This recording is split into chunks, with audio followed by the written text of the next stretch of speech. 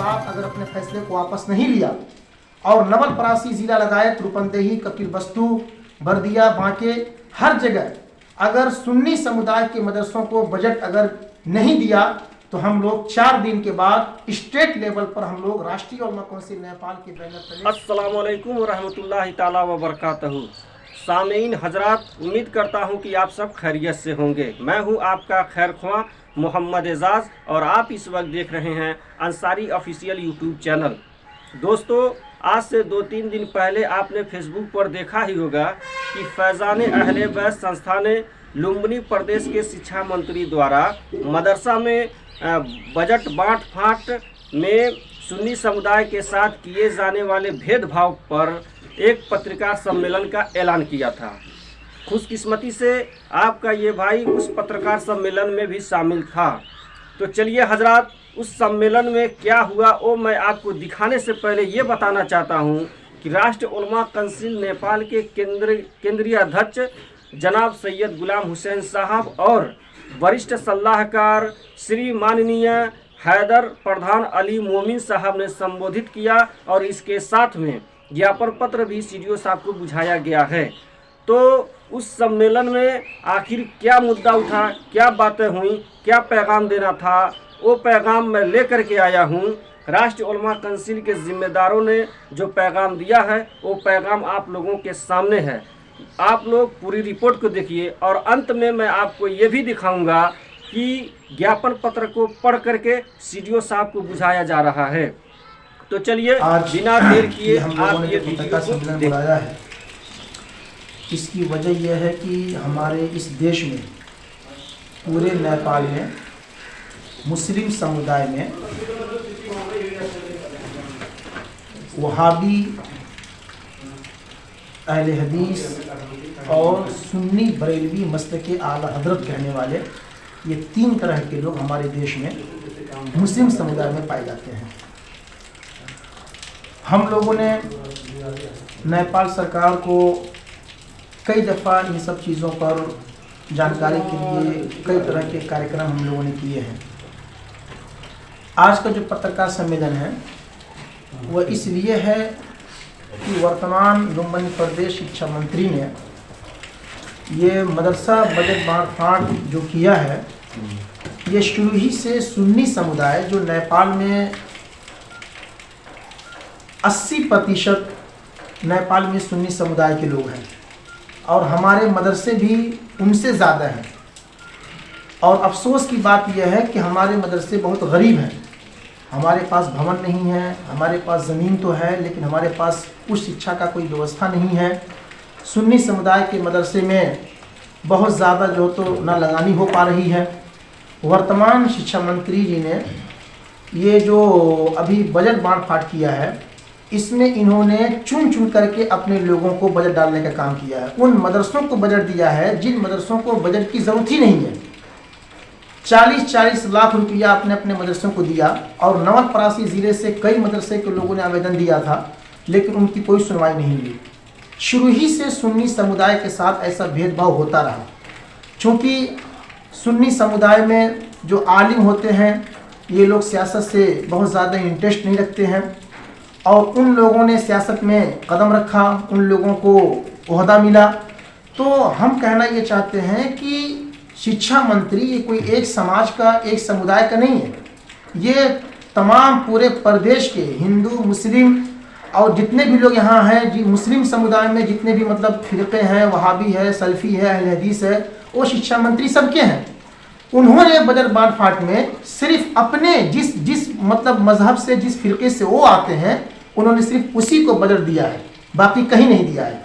हम इस पत्रकार सम्मेलन के ज़रिए हम शिक्षा मंत्री को हम ये कहना चाहते हैं कि अगर शिक्षा मंत्री जी ने 4 दिन के अंदर अगर अपने फैसले को वापस नहीं लिया और नवलपरासी जिला लगायत रूपंदेही, कपिलवस्तु, बर्दिया, बांके हर जगह अगर सुन्नी समुदाय के मदरसों को बजट अगर नहीं दिया तो हम लोग 4 दिन के बाद स्टेट लेवल पर हम लोग राष्ट्रीय उलमा काउंसिल नेपाल के बैनर तले हम लोग एहतजाज करेंगे। आज के पत्रकार सम्मेलन का मतलब यही है। सुन्नी समुदायले कहीँ पनि मात्र नेपालगञ्जमा मात्र 3-4 वटा मदरसामा मात्र हालेछन् सुन्नी समुदायमा। नवलपरासीमा एउटा मदरसालाई मात्र, तो प्रतापपुर 4 नवलपरासी जिल्लामा एउटा मदरसालाई मात्र। मदरसा अरबिया अहले सुन्नत नूरुल उलूम प्रतापपुर 4। और रूपन्देहीमा सुन्नी समुदायको मदरसामा कहीँ पनि बजेट दिएनन्। कपिलवस्तुमा पनि मात्र आफ्नो जुन त्यहाँको जुन एउटा फिर्का छ वहाबी सल्फी, त्यसले मात्र चिनेर हेरेर मुख हेरेर त्यहाँ बजेट डिभिजन गर्नुभएछ।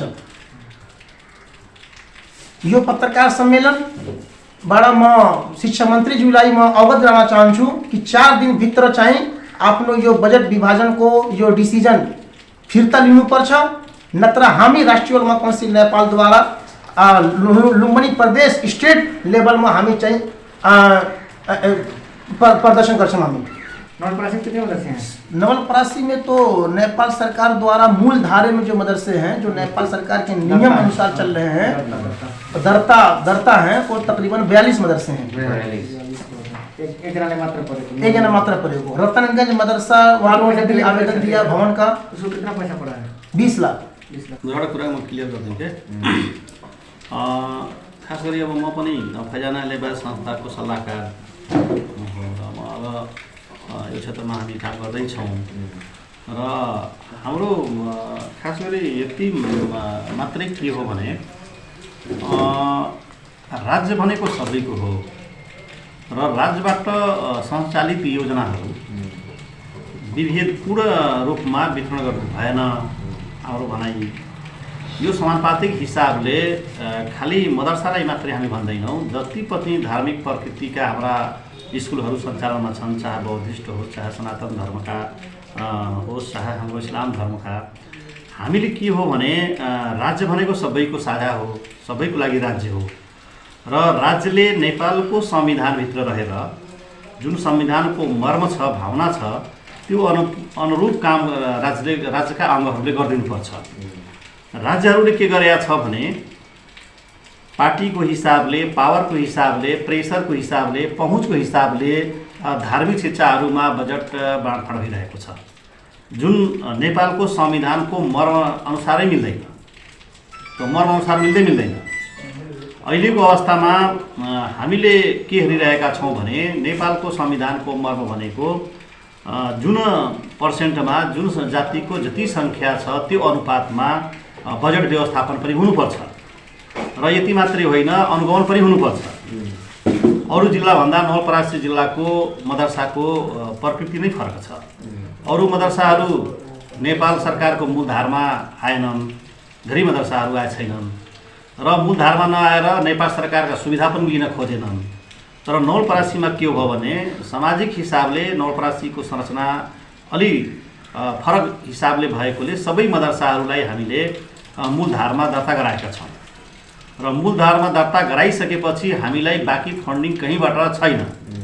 अब सामुदायिक के अरे नेपाल सरकारको सामुदायिक विद्यालयको हिसाबले हामी सबै मदरसाहरू दर्ता गराइसकेपछि अरू मदरसाहरूमा धार्मिक शिक्षाहरू मात्रै सञ्चालन भएको अवस्था छ भने हाम्रो मदरसामा नेपाल सरकारको मूलधारमा गइसकेपछि हामी नेपाल सरकारका सबै पाठ्यक्रमहरू र त्यसमा पनि हामीले एउटा मात्रै विषय हामीले कुरानको र दिनियात भन्ने एउटा मात्रै हामी धार्मिक शिक्षा त्यहाँ सञ्चालन गरेका छौँ। बाँकी नेपाल सरकारको मूलधारमा गइसकेपछि हामी सबै नेपाल सरकारका भएका विषयहरू हामी सञ्चालन व्यवस्थापन गरेका छौँ। अब नेपाल सरकारको मूलधारमा गइसकेपछि हाम्रो विद्यालयहरू मदरसा नभएर हाम्रो विद्यालयहरू प्राथमिक छन्, निमावी छन्, मावी छन्। यहाँसम्म कि नवलपरासीमा मात्रै एउटा मदरसा छ जुन एसएलसी पनि परीक्षा भयो र त्यसमा हाम्रो 20 जना विद्यार्थीहरू एसएलसीका परीक्षा दिए र पास पनि भए। अब हामी हाई स्कुलसम्म के अरे धार्मिक प्रकृतिका विद्यालयहरू सामुदायिकमा लगेर नेपाल सरकारको मूलधारमा लगेर हामी अहिले गरिरहेछौँ। अब त्यो नेपाल सरकारकै विद्यालय भयो, त्यो प्राथमिक विद्यालय हो, निमावी हो, मावी हो। अब त्यसमा सरकारी विद्यालय अब सरकारी विद्यालय नै भयो, त्यसमा अब तपाईँको मदरसा भन्न मात्र मिलेन। फरक यति मात्रै के हो भने त्यहाँ धार्मिक शिक्षाको पनि एउटा विषयको पढाइ हुन्छ, अरू बाँकी सबै नेपाल सरकारको शिक्षाको पढाइ हुन्छ। अब सरकारी विद्यालयहरूमा भवन बनाउनको लागि पनि नियमित बजेटहरू दिएको छ, शिक्षकको तलबहरू पनि नियमित दिएको छ, खाजा खर्चहरू पनि नियमित दिएको छ, भएका सबै सुविधाहरू उपलब्ध गराएको छ भने मदरसाहरूमा पहुँचको हिसाबले मात्रै किन बजेट विनियोजित सरकारले गर्छ? हाम्रो तर्क के हो भने स्थानीय सरकार र हाम्रो प्रदेश सरकार या हाम्रो सङ्घीय सरकार, यो तीनटै सरकारले जुन मदरसा सरकारी स्तरको भइसक्यो त्यो सरकार सरकै सुविधा त्यो मदरसामा सबैले पाउनुपर्छ, हाम्रो त्यो दाबी हो। र किन पाउनुपर्छ भने हामी सरकारको मूलधारमा गइसकेपछि, सरकारकै अनुरोधमा गइसकेपछि सरकारले हाम्रो मदरसाहरूलाई किन सरकारी हिसाबमा नहेर्ने?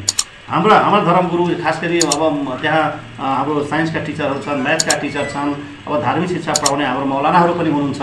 अब उहाँहरूले नियमित पाउने तलबहरू अब नेपाल सरकारले दिने किन दिने? हाम्रो अब त्यो दिएन भने हामी कहाँबाट त्यो अब मदरसालाई कसरी हामी सञ्चालन गर्ने, व्यवस्थापन गर्ने भन्ने हाम्रो चिन्ता छ र हामी त्यो समस्यामा परेका छौँ। एकातिर सरकारले मूलधारमा आऊ भन्छ, हामी मूलधारमा गइसकेपछि सरकारले सहयोग गर्दैन, त्यो भनेको राज्यले कहीँ न कहीँ हामीसँग अन्याय गरेको र विभेद गरेको भयो। अर्कोतिर हाम्रो के हो भने मदरसाको हैसियत के छ, उसको इन्कम स्रोतहरू के छ, मदरसा कुन अवस्थामा छ? अब हामी सबैलाई थाहा छ मदरसामा प्रायः तपाईँको हाम्रो गरिब बच्चाहरू पढ्छ र खास गरी अब सरकारी विद्यालयको सबैको अवस्था त्यस्तै छ। जुन विद्यालय गुणस्तरीय छैन त्यो विद्यालयमा गरिबका बच्चाहरू पढ्छ, अनि गुणस्तरीय विद्यालय भएर मात्रै मान्छेहरू आफ्नो बच्चा पढाइरहेछ। अब त्यस्तो अवस्थामा गरिबको बच्चाहरू पढ्छ, हामी सबैले गरिबको लागि कुरा गर्छौँ र त्यही क्षेत्रमा हाम्रो नेपाल सरकारको न अनुगमन छ, न मूल्याङ्कन छ, न त्यो ठाउँमा हेर्ने हाम्रो मसिनरी छ। त्यो हिसाबले हाम्रो के हो भने हरेक मदरसाको आर्थिक अवस्था फरक छ।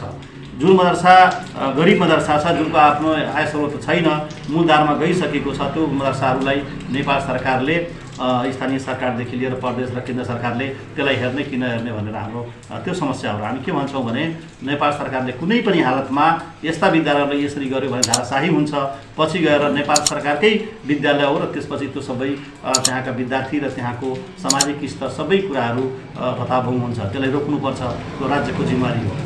एकातिर त्यो हो भने अर्कोतिर सामाजिक सद्भावलाई कायम गर्नलाई पनि र हाम्रो जुन गरिब धनीको बिचको खाडल छ त्यो पनि शिक्षाले गर्दा, स्वास्थ्यले गर्दा भइरहेछ।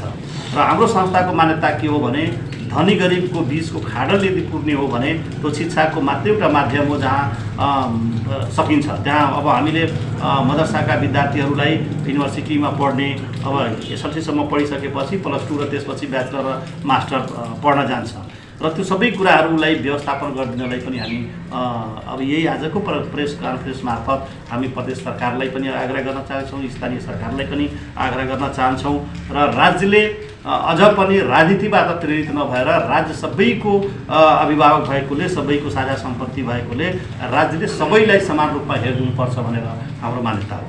जस्तो यो सुन्नी समुदायलाई मात्रै विभेद गरेको छ भन्ने आधार के छ त्यस्तो? होइन, यसमा त हामी सिधै देख्यौँ नि, अहिले जुन प्रदेश सरकारबाट जुन अहिले वितरण गरेको छ, जसरी अब अहिले ऊ गरेर 4 कोठे भवन बन्छ, 20 लाख उसको बजेट हुन्छ, अहिले जतिवटा दिएको छ त्यो त्यसरी दिएछ, हामीसँग प्रमाणै छ। त्यसमा त अब आधार त त्यही न हो। अब जुन मदरसालाई गएको छ त्यो मदरसा कसले सञ्चालन गरेको छ, कहाँबाट सञ्चालन भएको छ, त्यो कुरा त हामीले पनि थाहा छ। त्यो हिसाबले मात्रै हाम्रो रेकर्ड हेर्दाखेरि त्यस्तो देखियो र त्यस कारणले हामीले उसले नदियोस् भन्ने पनि हाम्रो होइन, उसले दियोस् भने पनि अरूलाई किन नदिने भन्ने कुरा मात्रै हो हाम्रो। उसलाई दियो भने हाम्रो आपत्ति होइन कि सबैलाई समान रूपमा हेरिदिएन भनेर मात्रै हाम्रो आपत्ति हो। होइन, अहिले पनि राज्यको सुरुदेखि नै, आजदेखि होइन, हामीले त लगभग 20-25 वर्षदेखि अनुसार यो पहुँचकै हिसाबले बजेट बाँडफाँड हुँदो रहेछ। राजनीति जसको जहाँ स्थानीयमा जसको पार्टीको आफ्नो गाउँपालिका प्रमुख छ, आफ्नो त्यहाँ उसको कार्यकर्ता छ भने उसको पहुँचको हिसाबले बजेट दिने चलन छ। सरकारको जुन नीति छ, कार्यक्रम छ, जुन सिस्टममा जानुपर्छ, जसरी कुनै पनि मदरसाले आफ्नो वार्षिक बजेट बनाउँदाखेरि त्यो सिस्टममा बनाउनै सक्दैन, किनभने उसलाई कति पैसा कहाँबाट आउँछ त्यो आफ्नो के अरे चन्दा बाहेक त्यसको अरू रेकर्ड हुँदैन। किनभने अब स्थानीय सरकारको बजेट त पहुँचको हिसाबले, पार्टीको हिसाबले, पकडको हिसाबले, कार्यकर्ता जहाँ आफ्नो छ पाउँछ, छैन भने पाउँदैन। अब त्यो हिसाबले हाम्रो बजेटै बनिरहेको छैन। हामीले आउने दिनमा मदरसाहरू कसरी सञ्चालन गर्ने, कसरी व्यवस्थापन गर्ने त्यो सिस्टममा गइरहेको छैन के। सुरुदेखि नै चलन छ, पहुँचको हिसाबले मात्रै बजेट दिनु पालिकाले पनि खासै ध्यान दिएको छैन। पालिकाहरू त झन् तपाईँको उसको जहाँ आफ्नो पकडको मान्छे छ, जहाँ उसको विश्वास छ, वोट यहाँ वोट पाइन्छ त्यसलाई उसले गरिदिन्छ, जहाँ उसको विश्वास छैन त्यो त्यहाँ एक पैसा पनि हाल्दैन। अब एउटा लास्ट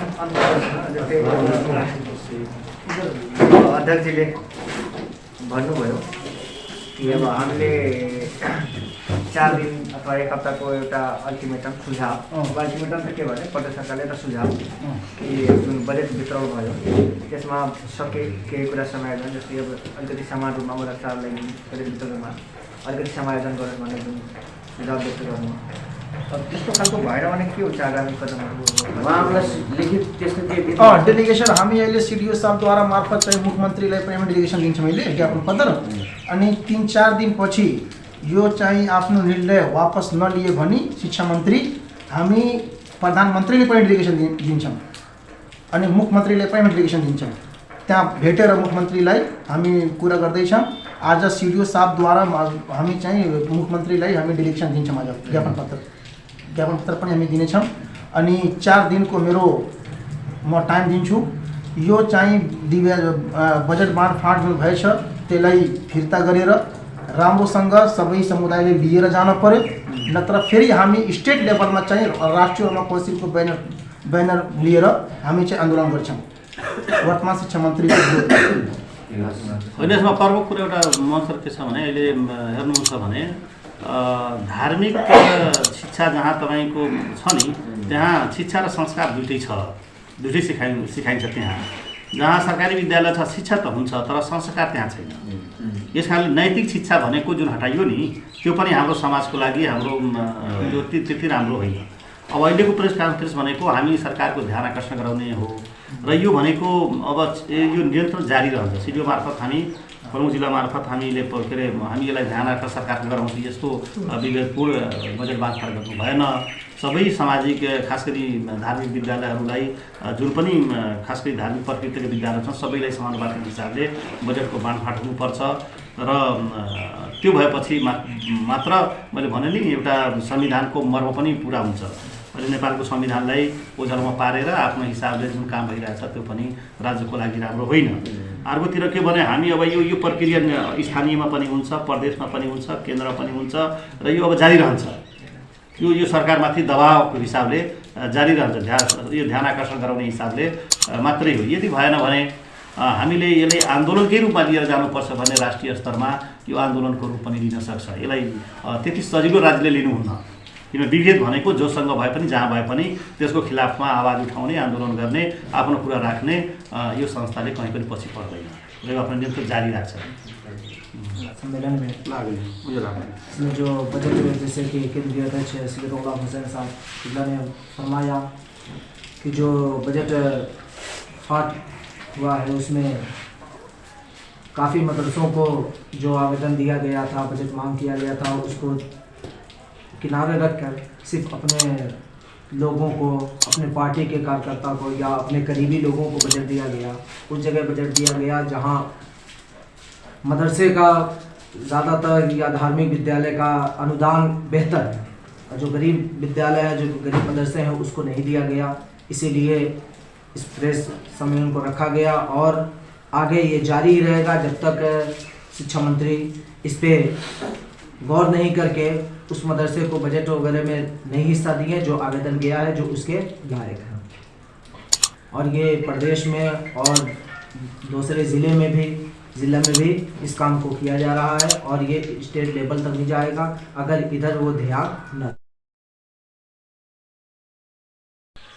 दोस्तों, आज ये जो काम राष्ट्रीय उलमा काउंसिल नेपाल ने किया है ये अपनी व्यक्तिगत फ़ायदा और लाभ लेने के लिए नहीं किया है, बल्कि कौम मिल्लत सुन्नी समुदाय के लिए, हक के लिए और समुदाय की बका के लिए ये काम किया है। ये हम सब के लिए काम किया गया है। आप जिस सरकार को हर एक लम्हा टैक्स देते हैं उस सरकार से अपने हक की बात करना, अधिकार की बात करना, अपने साथ होने वाली नाइंसाफ़ी और अत्याचार पे सवाल उठाना आपका संवैधानिक अधिकार है, जिसमें नेपाल मुस्लिम इत्तेहाद संगठन के केंद्रीय सदस्य एवं मुस्लिम जिला के इंचार्ज श्री माननीय कासिद अली साहब वो ज्ञापन पत्र को पढ़ करके हमारे सीडीओ साहब को दे रहे हैं। तो चलिए वो वीडियो देखिए। गर्न केन्द्र सरकार, प्रदेश सरकार, स्थानीय सरकार को ध्यान आकर्षण गराउँदछौँ। जसले गर्दा आपसी सामाजिक सद्भावमा कुनै किसिमको गलत असर पर्ने छैन।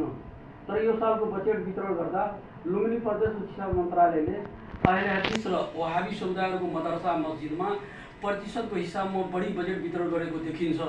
नवलपरासी, रूपन्देही र कपिलवस्तु जिल्लाहरूमा सुन्नी बरेली समुदायको धार्मिक स्थलहरूमा कुनै किसिमको बजेट वितरण नगरेको हुँदा लुम्बिनी प्रदेशको शिक्षा मन्त्रीप्रति घोर निन्दा गर्दछौँ। यस सम्बन्धमा लुम्बिनी प्रदेश सरकार सुधार नल्याएमा प्रदेश स्तरीय सशक्त विरोध प्रदर्शन गर्ने बेहोरा समेत लुम्बिनी प्रदेश सरकारलाई मुख्यमन्त्रीको निजी सचिवालय मार्फत जानकारी गराउँदछौँ। बोधार्थ लुम्बिनी प्रदेश सरकार, मुख्यमन्त्रीजीको सचिवालय।